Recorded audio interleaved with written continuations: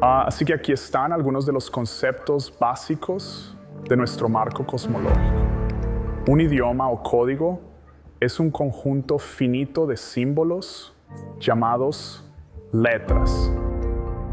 Un símbolo es un objeto, ¿de acuerdo? Entonces puede ser cualquier cosa, no tienes que pensar en una letra como en inglés. Así que solo piensa en un código como teniendo cierta cantidad de cosas, como 0 y 1, o las 26 letras del alfabeto inglés, o cualquier otro conjunto finito de cosas que son diferentes entre sí. Cosas, objetos.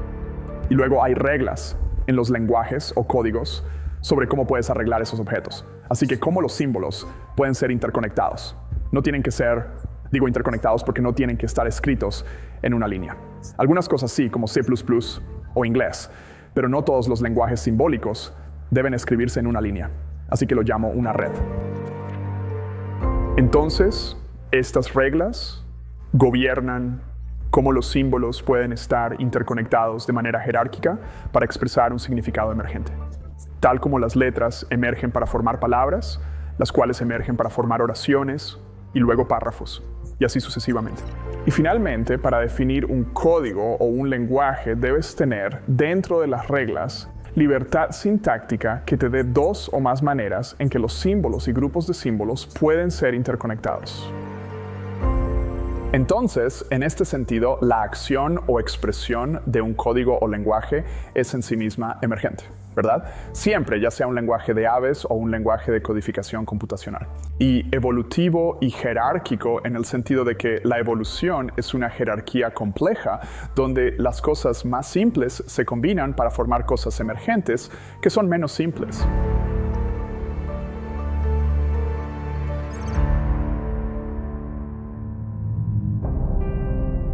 La gravedad cuántica es un lenguaje, cumple con esas tres definiciones. Entonces comenzamos con letras, que son llamadas divertidamente partículas fundamentales. Así que en la historia inicial, en la imagen del Big Bang, comenzamos con quarks y gluones, como nuestras letras, y luego se autoorganizaron en una complejidad superior para convertirse en el universo temprano de hidrógeno, donde nuestros primeros equipos de quarks y electrones se unieron para formar los primeros átomos.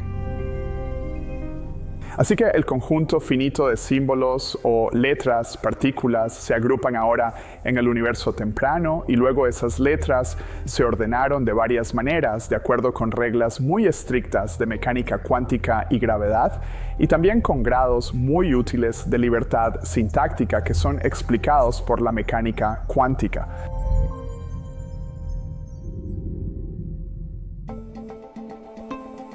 Las reglas tienen libertad sintáctica en el sentido de que son no deterministas. Una relación entre dos o más partículas puede ser de esta manera o de aquella, pero hay otras relaciones prohibidas por las reglas de la mecánica cuántica.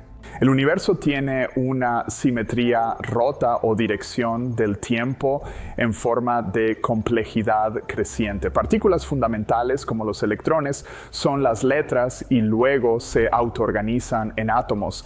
Así que piensa en estos como en letras y en los átomos como palabras. Y tienen, como sabemos, reglas muy estrictas. No puedes simplemente crear cualquier tipo de átomo. Hay reglas y libertad sintáctica que te permiten hacer varios tipos diferentes de palabras, pero no cualquier palabra que desees. Entonces, con el tiempo, esos átomos de hidrógeno, bajo la fuerza de la gravedad, pasan de un universo de hidrógeno temprano y homogéneo a agruparse en estrellas. Ahora, esa aglomeración era una forma más alta de complejidad que la niebla del universo primitivo de hidrógeno. Y luego con el tiempo, esas estrellas autoorganizaron esos átomos de hidrógeno para formar ciertas reacciones regidas por la mecánica cuántica que generaron alrededor de 100 otras palabras atómicas diferentes, como el carbono y el hierro. Y luego estos se autoorganizaron en planetas y luego esos sistemas solares de planetas se autoorganizaron en galaxias y luego se autoorganizaron en cúmulos de galaxias. Entonces podemos ver, ya sabes, esta complejidad creciente a medida que el universo sigue expresándose a sí mismo con este código, porque todos los lenguajes son jerárquicos y tienen una estructura emergente. Este es el significado de la fisicalidad. Así que las estructuras físicas son tanto significado como algún significado abstracto. Así que esta es la flecha del tiempo de la que menos se habla.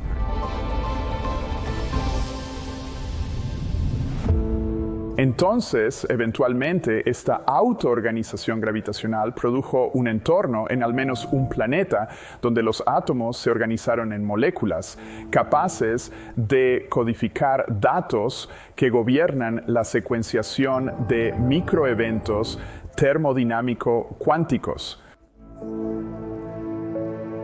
Cada reacción química en tu cuerpo, cada pensamiento que tienes, es realmente el resultado de una inimaginable concatenación en el espacio de red de estos microeventos termodinámico-cuánticos.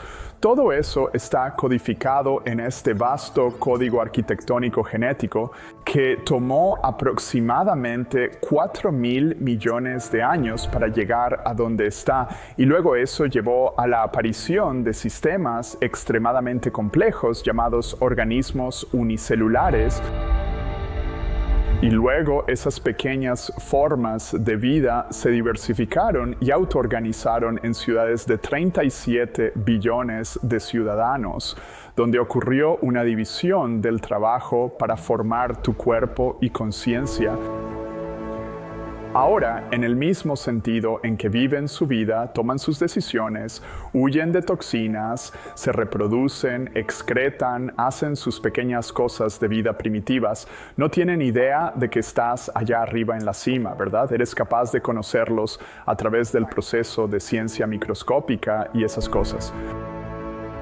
Pero simplemente no son tan inteligentes como tú. Entonces, ¿qué tal si nosotros somos así, donde nuestras conciencias se conectan a través del tiempo en alguna nueva teoría futura de gravedad cuántica y no tenemos idea de que somos como células, como estas, en una vasta red neuronal transtemporal en la cual algo aún más consciente puede emerger?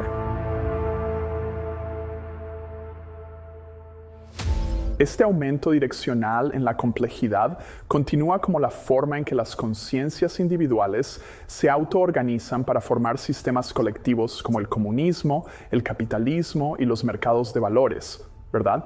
Estas son cosas emergentes que no pueden surgir del comportamiento de una sola mente, sino que requiere grandes redes de mentes para algo como el mercado de valores o la ciencia en sí misma es algo así. Así que ninguna persona o grupo de gente en un solo periodo de tiempo puede hacer estas creaciones del dominio del tiempo de colecciones de conciencias que llamamos ciencia. La cosmología de la hipótesis de la autosimulación requiere que emerjan formas superiores de conciencia colectiva para formar el sustrato del universo autosimulado. Entonces, tenemos evidencia de que una conciencia increíblemente alta emerge en forma de nosotros mismos o de otros animales que creemos que son muy inteligentes.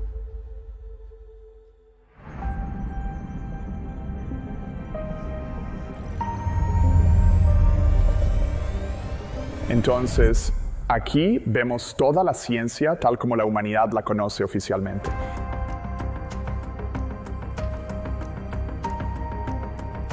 Sabemos sobre la tectónica de placas, sabemos sobre biomecánica, sabemos sobre cristalografía, sabemos sobre astronomía, sabemos mucho sobre ADN, sabemos sobre partículas fundamentales y sus comportamientos estadísticos, así que es asombroso lo que hemos logrado hasta ahora.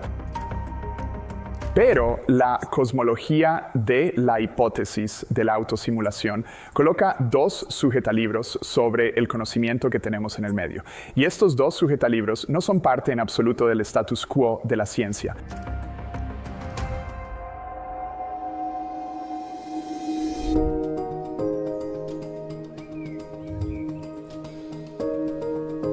Entonces, un extremo es un sustrato matemático prefísico y un programa simple que no es parte del status quo. Y en el otro extremo está el sustrato de panconciencia que lo sostiene. Entonces, el primer extremo es un rechazo a la idea de que las partículas son fundamentales. Para nosotros son emergentes de un sustrato matemático prefísico llamado E8. Así que piensa en E8 como un tablero de juego. Es solo una pieza de matemática en la que se podrían ejecutar muchos programas simples o juegos, al igual que un tablero de ajedrez te permite jugar al ajedrez o a las damas. Y luego piensa en nuestros programas simples de reloj de ciclo imperial basados en ahorros, como solo una clase de juegos en ese tablero de juego, que resultan crear patrones estadísticos emergentes que reconocemos como fisicalidad. Entonces, esta fisicalidad son las partículas fundamentales y fuerzas estadísticas cuánticas que permiten varios patrones emergentes autoorganizables como los átomos.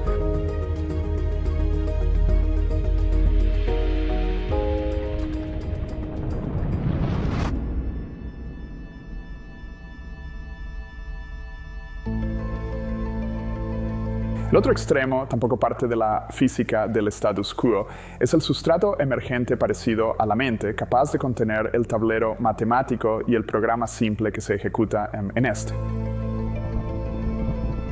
Entonces, estos dos objetos agregados sobre la imagen científica del status quo son como dos piedras angulares de la naturaleza más extrema.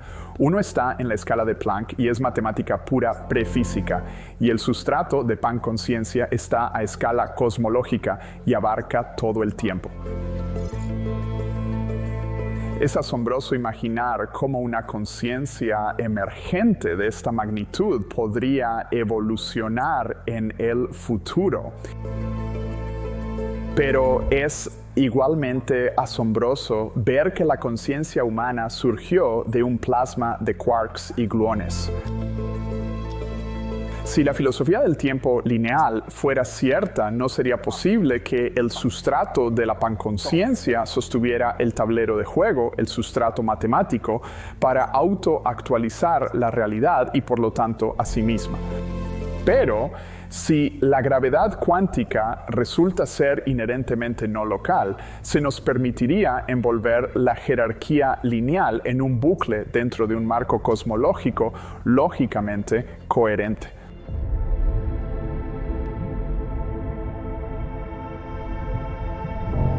Ahora, en esta cosmología, todo está influenciando transtemporalmente todo lo demás a través de toda la estructura jerárquica evolutiva emergente de estratos emergentes. Ya sabes, de tal manera que tú estás siendo influenciado de forma no local por alguna persona aquí y alguna estrella allá de hace 1.000 millones de años. Y todo está en una teoría de gravedad cuántica topológicamente conectada. Lo no local como esto se permitiría en principio.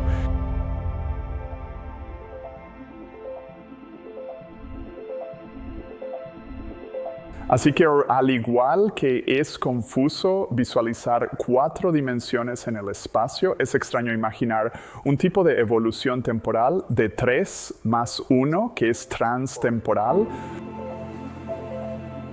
Simplemente es complicado y difícil de abarcar mientras más lo piensas. Ahora, una evolución temporal lineal es simple porque cada paso solo causa el siguiente paso después de él. Y ese tipo de visión ciertamente estaría más en paz con nuestro sesgo interno de ver el mundo a nuestro alrededor como clásico y local. Cuando la retrocausalidad está permitida, esto convierte cada evento en miembro de un ciclo de retroalimentación de otros eventos en ambas direcciones del tiempo.